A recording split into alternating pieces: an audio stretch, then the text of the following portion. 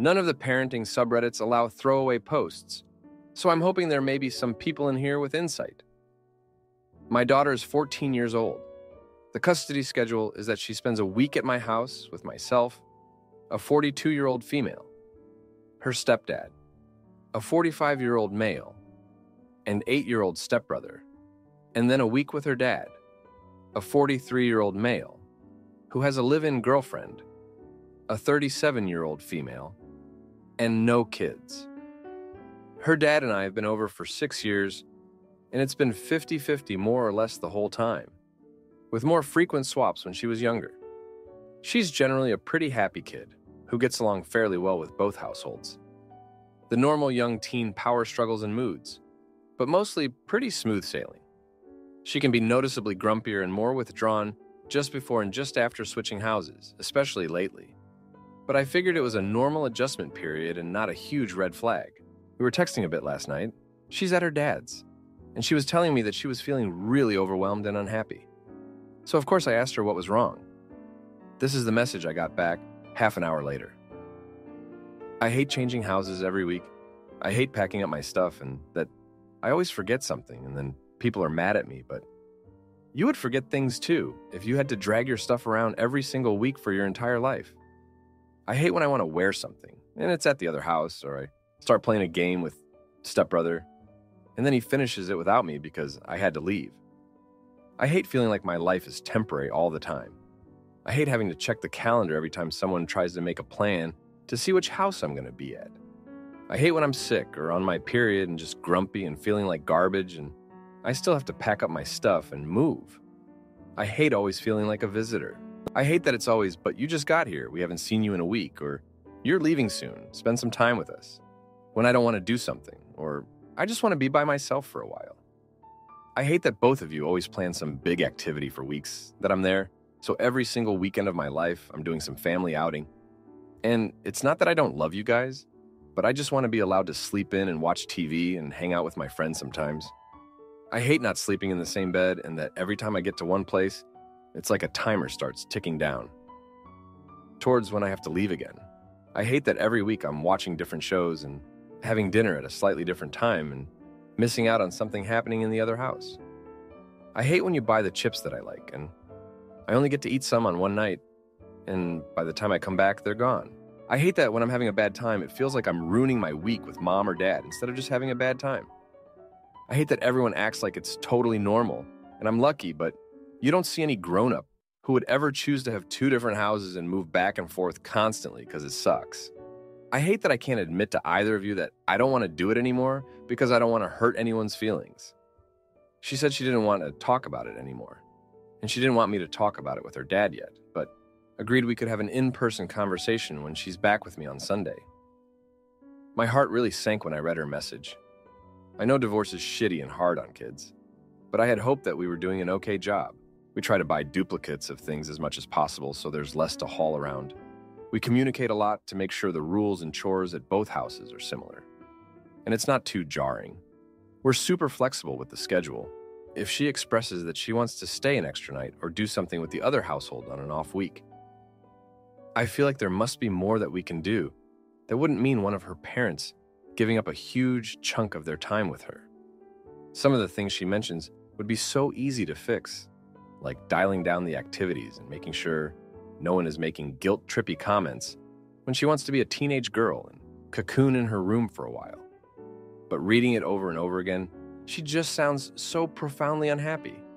And I don't know if there's a way to fix the simple fact that moving back and forth really does suck. I know there are a lot of families out there that make it work. Are they doing something we're not, or is this just harder on some kids than others? Is it worth trying to talk through potential solutions? Or is it time to just get together as a family and reconsider the entire arrangement and how she can have a deep, meaningful relationship with both parents without necessarily changing residences all the time? Now for a few comments before the update. Comment 1. I really feel for her, and I'm glad you are taking this seriously and trying to listen.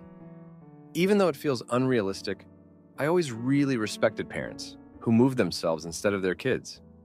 I saw it on Reddit, actually. The parents rented an apartment, and the kids lived full-time in the family house. One parent would stay in the apartment some of the time, then swap with the other.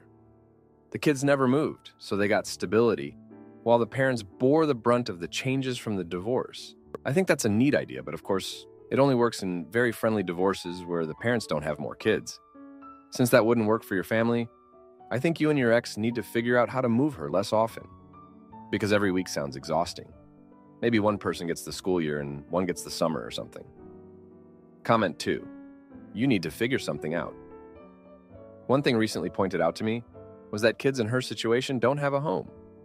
It becomes mom's house or dad's house, but neither of those feels like her house and neither is a permanent home for her. That's tough for anyone. I can imagine it's especially hard for a child. Not to mention all the problems that come with having to pack everything you need every week. Seeking stability is understandable and justified. I would work with her and maybe try swapping less, like 2 weeks at a time, with each parent instead of one. There has to be a better way. Edit. Agree with others that a primary residence is better for her than a 50-50th split with fewer swaps. And I hate to say it, but if I were her, I'd probably just pick the house without step-siblings now. For the update. Thanks for sticking around for this update. So, the other day, right after I sent that message about my daughter's struggles with the custody arrangement, things took a turn. I got a call from her school. Apparently, she'd been caught trying to skip class. Now, this is not like her at all. She's always been responsible, never even been in trouble. But here she was, caught by a teacher, as she tried to sneak out with a couple of friends. When I asked her about it later, she just shrugged and said she needed a break from everything. It was a shock, to say the least. Then her dad calls me. He's furious, saying I'm too soft on her and that's why she's acting out. We had a huge argument over the phone. He thinks we should be stricter, lay down more rules. I think we need to listen to her, understand what she's going through. We couldn't agree on anything, and the call ended with both of us just as mad as when it started. But that's not even the half of it. The next day, her stepdad, who's usually pretty chill, lost his temper with her. She'd forgotten her school project at her dad's house, and he just snapped, saying she needs to be more organized. She ran to her room, crying. I tried to talk to him about it, but he wouldn't listen. He said he's tired of walking on eggshells around her custody schedule. It's like he doesn't get how hard this is for her. And then, as if things couldn't get any worse, her stepbrother accidentally broke her laptop. It was a complete accident, but it was the last straw for her. She locked herself in her room and wouldn't talk to anyone. I felt so helpless, watching her go through all this and not knowing how to make it better. But here's where it gets really complicated. Her dad's girlfriend, who's always been kind of distant with my daughter, suddenly wants to play the mediator. She reached out to me, suggesting we all sit down together and talk things through. I was skeptical, but I agreed. We had this big family meeting, and it was intense. Accusations were flying. Everyone was talking over each other, and my daughter just sat there silent. In the end, we did come to a sort of agreement. We decided to try a new schedule, one where my daughter stays at each house for 2 weeks at a time instead of one. It's not a perfect solution, but it's something. Her dad and I promised to cut back on the weekend activities, give her some space. And her stepdad apologized for losing his temper. But here's the twist. The day after the meeting, I found out that her dad's girlfriend had been the one to suggest to my daughter that she should try skipping class to get a break. Can you believe that? She was trying to undermine me, make it look like I couldn't handle my own daughter. And the worst part is, my daughter thinks she's on her side now, that she's the only one who understands her. So now we're trying this new schedule, and everyone's acting like everything's fine. But I can't shake the feeling that we're just putting a Band-Aid on a much bigger problem. And I can't trust her dad's girlfriend at all. But my daughter seems a bit happier, or at least less stressed. So I'm trying to stay positive for her sake. Thanks for reading. Ada for not letting my fiance's spoiled niece ruin our family vacation. So my 29-year-old fiance has 3 sisters. The one I will be talking about today is Nancy. Nancy has a 4-year-old daughter named Sally, who is extremely spoiled. Like, if you tell this kid no, she will start bawling, crying, and throw herself to the floor. Just a full-on tantrum. Then when she gets what she wants, she goes back to normal and will get upset if you are upset at her for throwing a tantrum. Now I've been planning a mini vacation to Disney World with my kid sister, 12 years old, and nephew, 9 years old, for months now. I have a well-paying career in the medical field and wanted to take them since they've never been. The rooms are booked with them, sharing a room, but having their own separate beds, with me and my fiancé in the room right next to them. We are scheduled to leave in a week. Today, my mother-in-law and Nancy sit me down to say how it isn't fair that Sally isn't going to Disney World with her aunt and cousin-in-law, how she shouldn't miss out on the experience. I tell her, in order to avoid a fight, that maybe next time, as everything has been booked without a way to add anyone. I also add that my nephew and sister are still young, but at the age I don't have to hold their hand to eat, use the bathroom, shower, etc. My mother-in-law then says, "Family sacrifices for family." At that point, I see that they've already made up their mind that they're going to try to force/guilt us to bring Sally. So then I reply saying that if Sally is going to come, then my fiancé will have to book her tickets, stay with her in a room. The rooms I booked are the resort, Disney character rooms, and be the one to take care of her. My mother-in-law immediately argues against it, saying that he doesn't know how to take care of young kids, that since I was joining the family, I should want to bring Sally. I told her it's a vacation. Why would I bring a child that's notoriously known for misbehaving, throwing tantrums, and breaking down when told no? Nancy started yelling at me that her child is well-behaved, that they can't afford to take her, so it's our responsibility. I then told my mother-in-law and Nancy that the whole point of my fiancé and I being dinks, dual income, no kids, is that we can spend our time and money however we want or don't want to. After some more arguing, they left. When my fiancé got back from work, we talked about what his sister and mother-in-law said. My fiancé told me that he wouldn't even take Sally if they threatened to disown him. He said that she is too much for him to handle, and that Nancy even talks to him about how much she regrets having Sally. And that's on top of the price of tickets and the fact that it will be a week out of state and essentially across the country. I need advice on if that was the best way to handle it, and if there's any way we can make it up to Sally, but on a less extravagant way. Sally was not there for the discussion. I do feel bad for Sally, as it's very visible that nobody, adult or kid, really wants to be around her due to her behavior.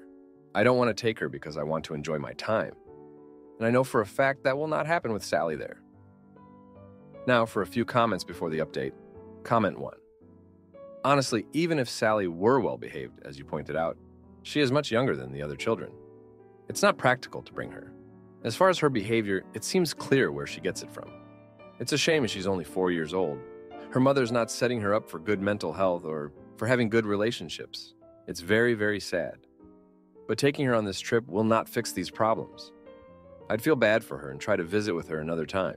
If in the future this trip is talked about, I would frame it to her as she was too young to attend. Comment 2. Do not make it up to Sally.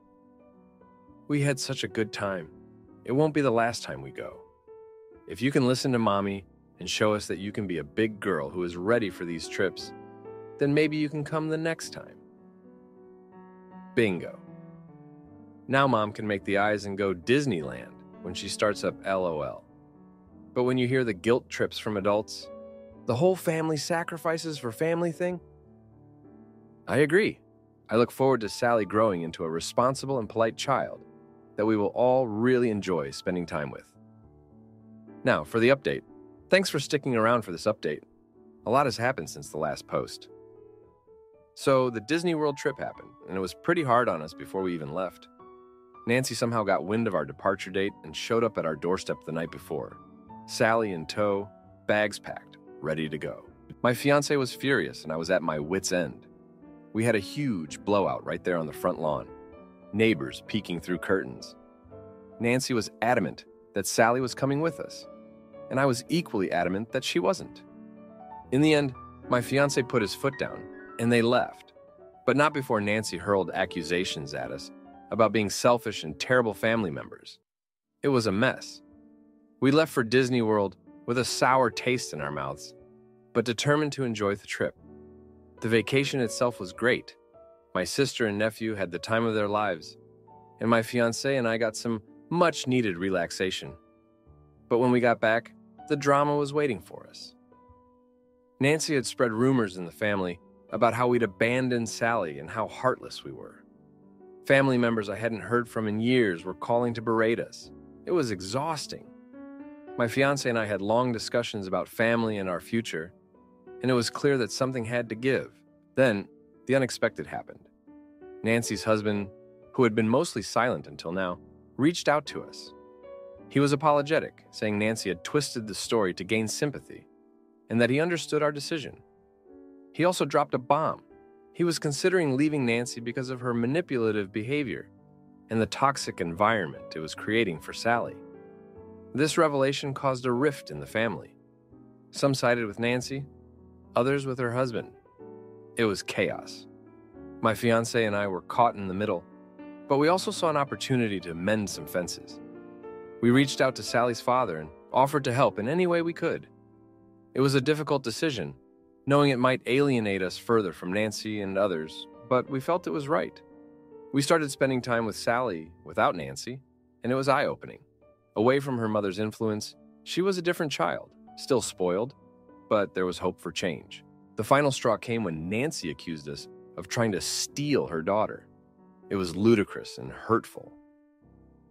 My fiancé and I had a long, hard talk and decided that for our own sanity, we had to cut Nancy off. We couldn't keep being dragged into her drama. We told her as much, and it was ugly. Accusations flew, harsh words were said, and in the end, Nancy stormed out, vowing to never speak to us again. It was painful, but a relief too. Life has settled down since then. We're still in contact with Sally's father, and we see Sally on occasion. It's not perfect, but it's better. As for Nancy, she's made no effort to reach out, and we're okay with that. We've found peace in the decision, and our lives are better for it. Thanks for reading. Ada for refusing to move back with my ex.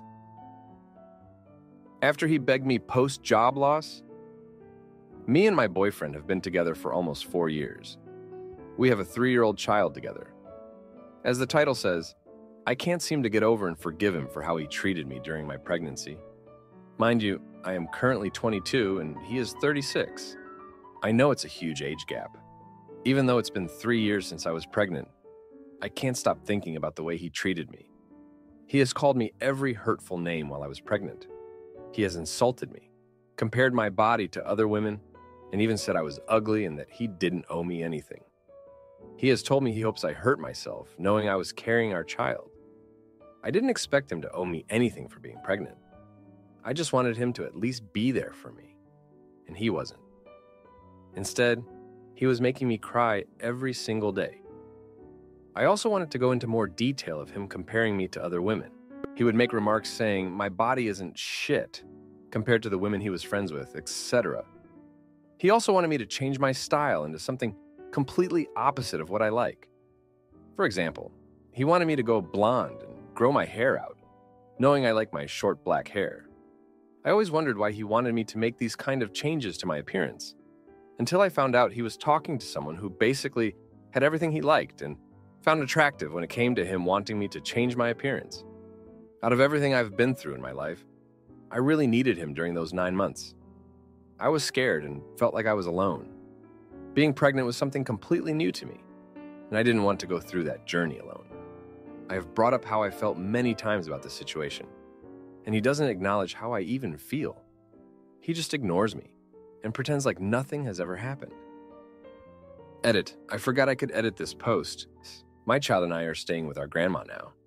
She welcomed us with open arms, and my family said they are glad I left. I really do feel a lot better getting away. I think I saw a couple of comments about getting my own bank account, and I have always had my own checking and savings account. I do have a work-from-home job, and I also have my own car. I really do appreciate all the responses, and it truly has opened my eyes. I'm looking forward to this new chapter of not having to deal with him anymore and just be there for my child. I'm also going to try to get child support and save it in another savings account for my child. Now, for a few comments before the update. Comment 1. Thank you all for the comments. I do apologize for the long post I made, but I will be leaving him for good. I do appreciate all of the responses. It means a lot. I'm going to do better for my child and for myself. I also forgot to mention he is a great father to our child. It's just when it comes to me, he's a completely different person. I will not expose my child to any kind of abuse that I have dealt with. My child's father has never treated me badly in front of them, and I am not going to allow that. My child has an amazing relationship with their dad, and they love him very much. Comment 2. I'm going to use your own advice that you gave to someone else. Leave him, you can do so much better. It's true. You don't deserve to be treated that way. That isn't normal. He controlled you, took advantage of your young age, and tried to unalive your confidence and self-worth. Don't let him. Now, for the update. Thanks for the support on my last post. So, a lot happened this week. Remember how I said I was done with him? Well, he showed up at my grandma's house unannounced. Said he wanted to talk and see our kid. Grandma let him in, thinking maybe he'd changed. He hadn't. He started with the same old lines, saying how he missed us and how he was sorry. But then he slipped up. Said he needed me back because his life was a mess without me. Not because he loved me, but because I made things easier for him. I was fuming, but I kept it together for my kid's sake. Then he dropped a shocker. He lost his job and he was behind on his mortgage. Wanted me to move back in to help with the bills. I couldn't believe the nerve of him. I told him no, that I was doing just fine on my own. He got mad, said some things I won't repeat. Grandma had to step in and tell him to leave. He did, but not before saying he'd make me regret it. Next day, I got a call from a friend. She said she saw him with another woman, the one he wanted me to look like. They were all cozy, shopping for furniture. Like he was trying to replace me or something. That hurt, but it also made me realize I was right to leave. I didn't need that kind of negativity in my life. But here's where things got really crazy. He must have been watching my social media because he found out I was doing well with my work-from-home job. Suddenly, he's taking me to court for custody, claiming I'm an unfit mother because I work too much. Can you believe that?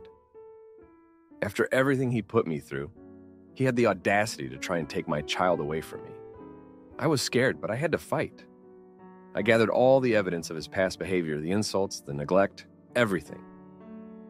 I got a lawyer thanks to some help from family and friends. It was a tough battle, but when the judge saw the evidence, saw how I was taking care of our child, he ruled in my favor. He even ordered my ex to pay child support, which I'll be putting straight into that savings account for my kid. But just when I thought it was over, my ex did something unexpected. He signed over full custody to me. Said he was moving away, that he needed to start over. I was shocked but relieved. I didn't want my child around that kind of influence. And now I don't have to worry about him popping up unexpectedly anymore. It's been pretty up and down, but I'm standing strong. I've got my family, my job, and most importantly, my child. And I'm not looking back. Thanks for reading. If you like this video, you'll probably like these too. Also, while you're here, please consider subscribing. It's your support that keeps this channel alive and allows me to make better and longer videos. Have a great day.